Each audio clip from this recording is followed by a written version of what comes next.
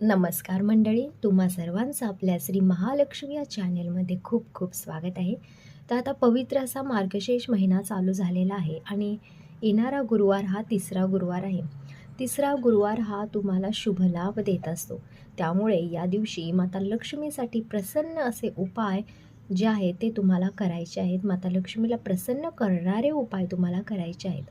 तर हे कोणते उपाय आहेत आणि तुम्हाला या दिवशी काय करायचं आहे याची सविस्तर माहिती आपण या व्हिडिओतून आज पाहणार आहोत.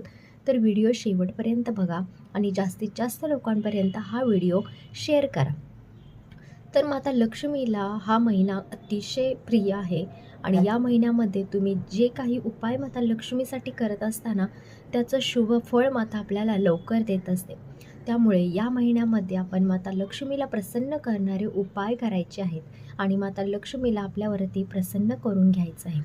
तुम्हाला तर माहीतच आहे, ज्या लोकांवरती माता लक्ष्मीचा आशीर्वाद प्राप्त होतो, तिच्या डोक्यावरती हात ठेवला जातो, त्या लोक आपल्या जीवनामध्ये खूप तरक्की करत असतात. त्यांच्याकडे धनाची कधीच कमी पडत नाही. लक्षात घ्या, हा उपाय फक्त धनप्राप्तीसाठी आहे. तुमच्याकडे कधीही धनाची कमी होणार नाही किंवा तुमच्याकडे सतत धन कोणत्या ना कोणत्या स्वरूपात येत राहील. त्यामुळे हा उपाय फक्त धनप्राप्तीसाठी आहे आणि आपलं धन व्यवस्थित नीट सांभाळून ठेवण्यासाठी आहे. म्हणजे ते अनावश्यक कुठेही खर्च होणार नाही. असा माता लक्ष्मीचा जेव्हा आपल्यावरती आशीर्वाद प्राप्त होतो तेव्हा आपण बोलत असतो पाण्यासारखा पैसा खर्च होतोय, तर तो पाण्यासारखा पैसा खर्च होणार नाही हा उपाय केल्यानंतर. तर उपाय काय आहे की माता लक्ष्मीला प्रिय असा गुरुवार आणि गुरुवारी आपण सगळेजण व्रतपूजा महालक्ष्मीचं करत असतो. जे लोक व्रतपूजा करत नाही त्यांनी देखील हा उपाय केला तर त्यांना देखील याचं शुभ फळ भेटत असतं. तसं तर व्रत हे सर्वांनीच करायचं आहे, कारण आपण बोलत असतो घेतलेला वसा सोडायचा नाही. आपण असा माता राणीला शब्द दिलेला आहे. जेव्हा आपण पहिलं व्रत करत असतो त्या पुस्तकामध्ये सुद्धा लिहिलेलं आहे. पण काही कारणास्तव तुम्हाला नसेल जमणार तर या दिवशी तुम्ही माता लक्ष्मीची पूजा, एका फोटोची जरी तिच्या पूजा केली तरी खूप तुम्हाला याचं शुभ फळ भेटत असतं. तर तुम्हाला काय करायचं आहे, गुरुवारी संध्याकाळी एका मातीच्या पंतीमध्ये तुम्हाला तुपाचा दिवा तुमच्या तुळशीमध्ये लावायचा आहे आणि त्यामध्ये तुम्हाला चिमूटभर हळद टाकायची आहे. हळद ही माता लक्ष्मीसाठी अतिशय प्रिय आहे आणि हळदीमध्ये माता लक्ष्मीचं स्थान आहे. माता लक्ष्मी विराजमान झालेली असते. त्यामुळे हा हळदीचा उपाय तुम्हाला नक्की करायचा आहे. त्यानंतर दुसरा म्हणजे माता लक्ष्मीच्या फोटोसमोर तुम्हाला एक पंती घ्यायची आहे मातीची आणि त्या पंतीमध्ये देखील तुम्हाला तुपाचा दिवा लावून त्याच्यात चिमूटभर हळद तुम्हाला टाकायची आहे आणि त्या पंतीने माता राणीला निरंजन तुम्हाला करायचं आहे. तर हे 2 उपाय अतिशय महत्त्वाचे आहेत. या दिवशी तुम्ही जर केले तर तुमच्या धनामध्ये नक्कीच वाढ होणार आहे. तुमच्या घरामध्ये पैशाची कधीच कमतरता होणार नाही.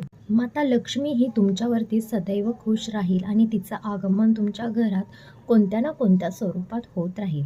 तर अशीच एक कहाणी आहे. एक रिक्षा चालक होता. त्याची परिस्थिती खूप बिकट होती, पण तो या महालक्ष्मीचं व्रत त्याची बायको नित्यनेमाने करत होती.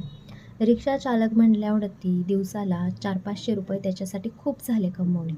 पण या महालक्ष्मी व्रता दिवशी तिने देखील असं तुळशीमध्ये हा हळदीचा दिवा तिने लावला होता आणि या हळदीच्या दिव्याचा चमत्कार म्हणून अचानक तिच्यावरती माता लक्ष्मीचा हात तिच्या डोक्यावरती झाला.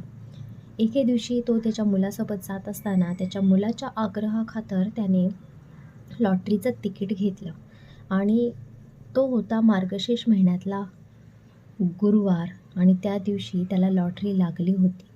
1 कोटीची लॉटरी त्याला लागली होती. तर हा असतो माता राणीचा चमत्कार. असं बोललं जातं की माता राणी कोणत्या ना कोणत्या स्वरूपात आपल्याला धन देत असते. त्यामुळे हा फक्त विश्वासाचा खेळ आहे. तुम्ही जर विश्वास ठेवून या जर साऱ्या गोष्टी केल्या तर तुमच्यावरती नक्कीच माता राणीची कृपा होईल आणि तुमचं देखील सारे स्वप्न पूर्ण होत असतील. फक्त विश्वास हवा आहे आणि प्रत्येक गोष्ट करताना विश्वासाने आणि सकारात्मकतेने करा, म्हणजे ती शुभ लाभ आपल्याला देत असते आणि त्याचं चांगलं फळ आपल्याला भेटत असतं.